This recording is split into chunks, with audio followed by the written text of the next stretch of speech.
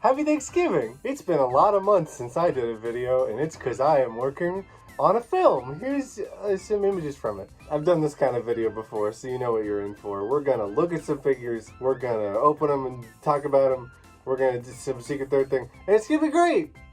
Let's do it! First up, we have the 5-inch Sonic Movie 3 figures. These are awesome. I got these a couple months ago, and the level of articulation and detail in these is just so good. Like, I think that this is the best Tails figure we have ever gotten. The tails can be moved individually up and down and then like rotated together too. And it just makes it so he can stand, bad example, he can stand really easily in like any pose you put him in, which has been the #1 issue with pretty much every Tails figure. Robotnik's pretty good. He should have a new design for the movie based on the posters, so I don't know why they went with this one, but this is definitely the best figure of this design. I like his little, like, torso twist. Sonic and Shadow are definitely the highlights of this whole thing, though. Shadow looks incredible, and having not just like a wrist swivel like normal, but like a wrist bend, and you can open up the fingers. It's a level of detail that I did not expect. Sonic, I feel a little more iffy on, weirdly. I feel like he can't really turn his head like as much as Shadow, and in general, I don't know, something about the way he looks just a little weird. He has these little parts on him, and this is not the figure that lights up, but I believe when you get that one they light through these holes, but it's just kind of weird to have them if it's not gonna do that. I've also spent less time with this one, honestly, because the Shadow is probably the best in the whole set, and I've just been looking at him while Sonic's been kind of posed steadily on a shelf. So I might need to give them like another kind of closer look before I analyze fully and make a decision. But they're great, honestly. I fully, even with Sonic and like some of the issues, I highly recommend them.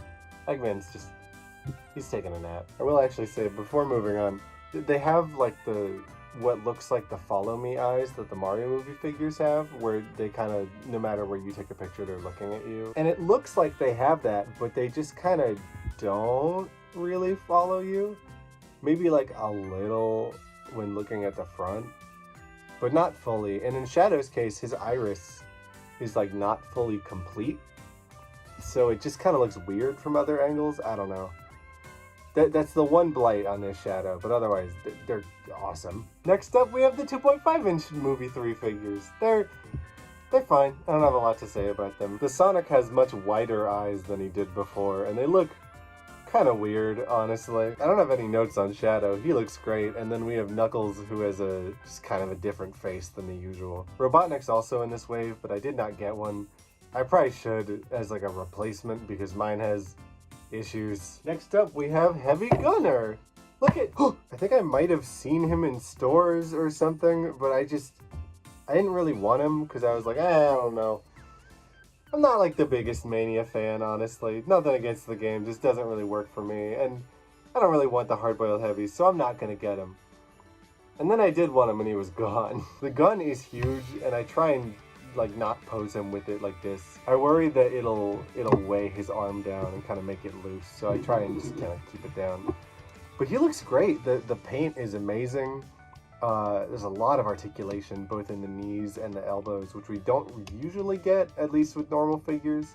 I'm glad that the robots get kind of special treatment with that, because it really helps them articulate. Next up is my best friend and yours, the Sonic Movie 3 Crab! I made a little YouTube short about this. It was very silly. He comes with a little Sonic, the same one as before. I kind of wish that they could like put in the angry Sonic from Sonic 2, because it looks better in my opinion. And in this instance, I mean, we don't know what's going on in the movie, but he's fighting this crab, so, you know, I didn't really talk about it in the YouTube short, but it has this little cockpit that opens on the top and bottom, which is neat, because you can buy the little Robotnik that they're selling and put him in there. I like his big little silly claws. I think it's been consistently fun to just kind of mess with. This is definitely an upgrade from the Sonic Movie 2 Final Boss playset, which was just a big purple slate. This is like an actual big figure with like articulation and stuff.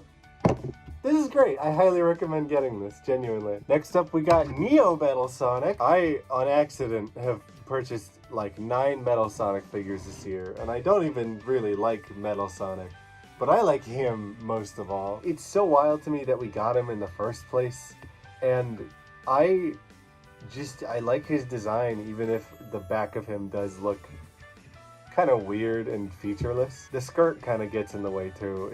This is not bent out of shape. This is like how it came in the box. And it's weird that it's kind of like moved up uneven, but he's cool. I don't know where I'll put him on the shelf, but I'm glad that he's here. Next up, it's classic Metal Sonic. He's alright.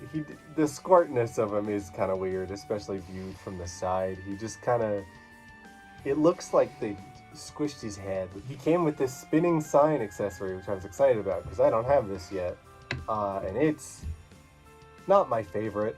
The spinning sign is how you end a level in Sonic, and normally that means that there's a Robotnik side and a Sonic side, which is not here. And also, why is it this tall? Next up, someone new. Just kidding. It's Jack's Gold Medal. I was working on a video in the summer discussing this guy and some of the other Metal Sonics, but I realized I really don't have a lot to say about Metal Sonic. If you watch my ranking video, I don't even particularly like him that much. He's fine. He's not that interesting. If they used him in more interesting stuff, maybe I'd like him more, but I wanted to get this one because out of all the Jack's Metal Sonics, this one's probably the best, just with the shine. It does look really nice, and I'm happy to have him. I don't understand why they're all built to have the arm like this. It can't go down. You can just kind of twist it a little, and I don't understand that. Like, what is the purpose of? I don't. Check it out. Again, it's Metal 3.0, which is cool, I guess. 3.0 is really interesting to me because Jazzwares was supposed to do a figure of him before they either lost the license or like just the figure got canceled. And now we finally have one. He still has the arm thing, which again, I don't understand. There are some poses like this where he's doing something similar, but just to have it baked into the figure kind of ruins all possible articulation. And I just don't get it. But it's cool that he's here. Next up, we have 2.5-inch Metal Sonic. His arm's like this again. Isn't that fun? I'm normal about it, I swear. It's a children's toy and I'm fine. Not much to say about him. I just kind of need to get him to complete that set too. Same with classic Metal. Interesting. Final Metal Sonic, I swear. It's the tiny Metal Sonic. So these are blind box figures, but when you take them out, they come in this little, like, fake blister card. And I think that's fun. They have a little door in the back that I need pliers to open. So we're gonna go get pliers. Never mind, I opened it with a knife, which kind of ruined the backing, but I'm keeping you on your toes. These are very small. I did not want Metal Sonic in here. Again, it's a blind box, and I just kind of ended up with him. But these are like actually articulated in some form. It's too small to show you how it moves, but there you go. I don't really care about Metal Sonic, so he's just here. Moving on. It's the Shadow Bike. Shadow. Whoa. Looking at the bike itself, it has a lot of really cool detail to it, and it definitely feels just kind of neat in general. Although I don't know if there's like a kickstand. It looks like there is, but I don't know if I can actually move it. There is a kickstand. It took some effort to move it, but it works. This is basically the same Shadow that you can get normally, but he's missing a lot of articulation, which in some ways would be bad, but in my opinion is great because he doesn't have the weird eyes. Next up, we have not just one, but so many comics. So all these together make up the Sonic Riders arc, plus some weird offshoots like the spring one, and then we have the annual for this year, and this little Knuckles 30th anniversary comic, which came out literally yesterday. The Riders arc has been genuinely spectacular so far. The art is super good for it, and it's just been like a ton of fun. We've gotten to see a lot of Sonic on his own, and doing stuff that we haven't really seen before. I still don't like Lanolin. She's a total buzzkill in this arc, but the rest of it's super good. I did not like the first issue at all because I thought that Sonic was going to be racing the whole time and it was going to be super fun, and then he was kicked from the race immediately. But they go places with it that are genuinely super fun, and it's really engaging. It's supposed to wrap up with like a double length thing for 75.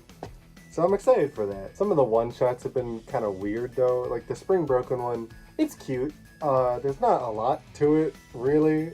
It's just kind of like a little side Saturday morning adventure kind of story. But the art's cute, so that's nice. Next up we have Classic Amy and an emerald that she came with. I have 3 yellow emeralds now. Whoopee! I definitely like Modern Amy's design a lot more, but I wanted to get Classic Amy because she's so cute. Something I like about taking the figures that are usually only in 2.5 inch and giving them like the 4-inch treatment is that they get knees. And that's genuinely nice. I like having more posability with them, although she doesn't have like a lot going on overall. Next up we have Tiny Amy. Check her out! She's so little! Do I want to break the packaging again with this one, or should I just... I'm gonna have to break the packaging again. Like Metal Sonic, she has just like a little bit of articulation. This is the one that I wanted from the blind box set. These blind box figures that are this size and can turn their head and slightly move their arms are almost the same price as this. So, what a good deal, I guess. They should not at all be that expensive. But it's a little Amy, and I thought that would be kind of like a silly novelty to have, that it's just so weird and small. So, what's coming on? Whoa!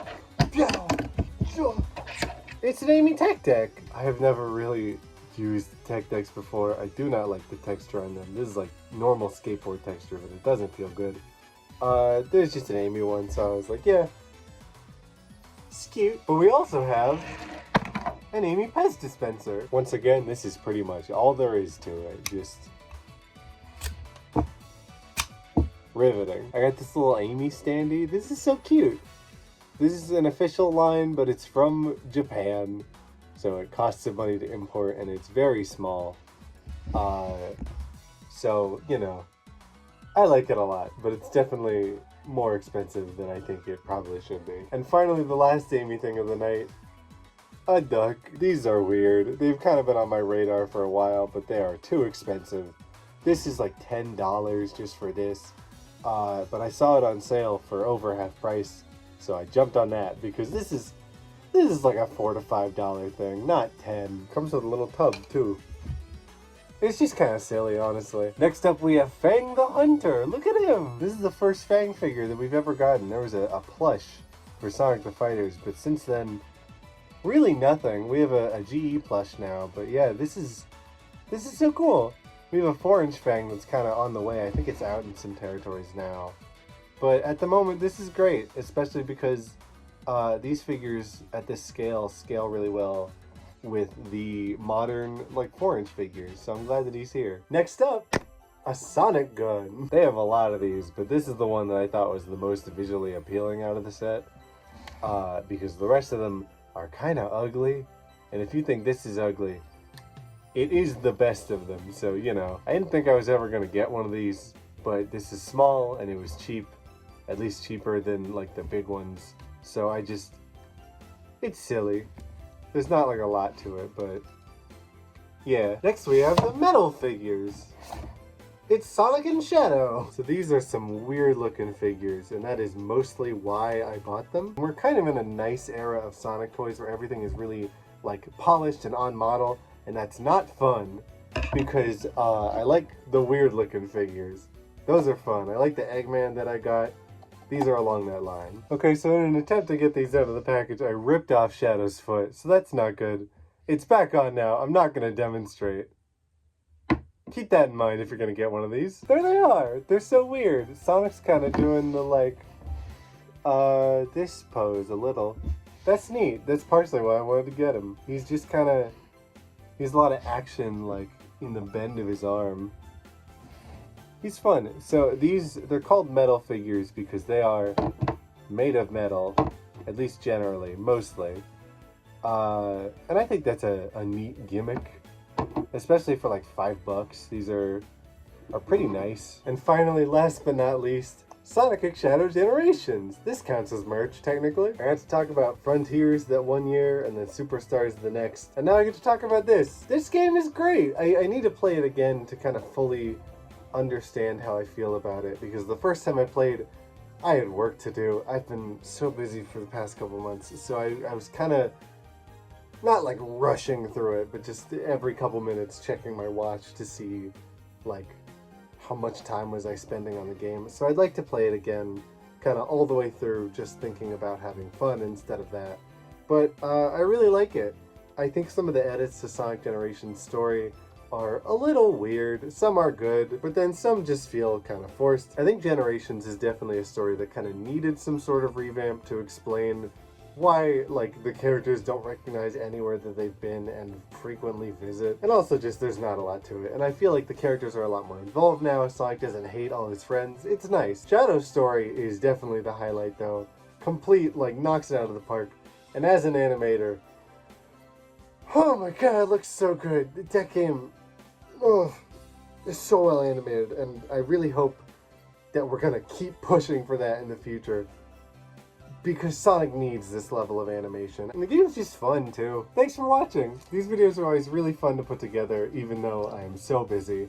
I have a lot of videos that are coming up. We'll see if I can do a review of some kind of Sonic 3. There's also videos that I filmed many months ago that are really funny. I want to get those out, so yeah, we'll see what we can do in the next month or so. Thank you!